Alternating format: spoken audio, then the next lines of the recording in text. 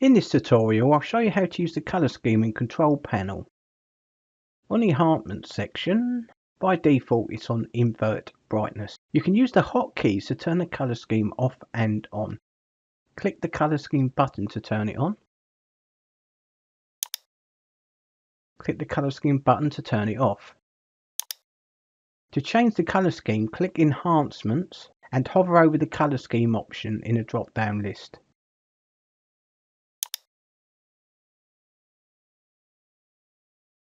You can hover over and select a predefined colour scheme, or hover over the schemes for more predefined colour schemes.